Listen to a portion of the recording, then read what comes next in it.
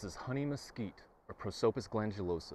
The mesquite leaves and sap were used to treat inflammation of the eyes by the Apache, Aztecs, Cochimi, Mexican Kickapoo, Seri, and other tribes in the southwest Texas and Mexico.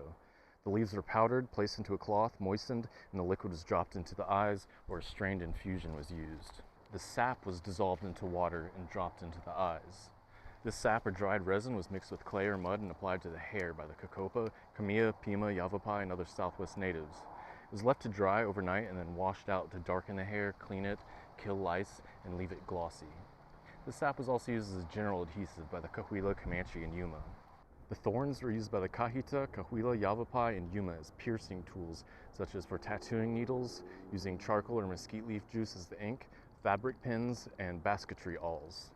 The inner bark was used by the Cahuilla and Cahuilla for the strong cordage fibers, and by the Cahuilla and Yuma for cloth, by the Cáhita for basketry, and by the Cacopa and Yaqui for lashings and house construction. The wood and bark are high in tannins and have been used for tanning hides. The wood is very hard, durable, and flexible, and it was made into bows by the Cahuilla, Diné, or Navajo, Kamiya, Yuma, and Plains tribes. It can be difficult to find a nice straight section of the wood that's big enough. It was made into war clubs by the Kamiya and Yuma, and into spears by the Yuma. The wood has also been used for constructing boats, houses, digging sticks, farming implements, and household tools, such as the mortar and pestle by the Cáhita, Cahuilla, Comanche, Pima, Kamiya, Seri, and Shoshone. The wood is used for both drill and hearth of the fire drill of the Seri, and as a fuel source for many tribes. We like to barbecue with it in Texas. The roots were peeled and split in half to use for basketry by the Kamiya and were chewed up and twisted into rope by the Seri.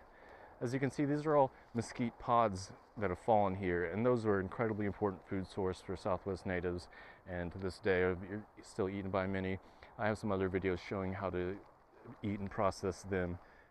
But what stands out about mesquite is they do well in desert regions. They have extremely long taproots.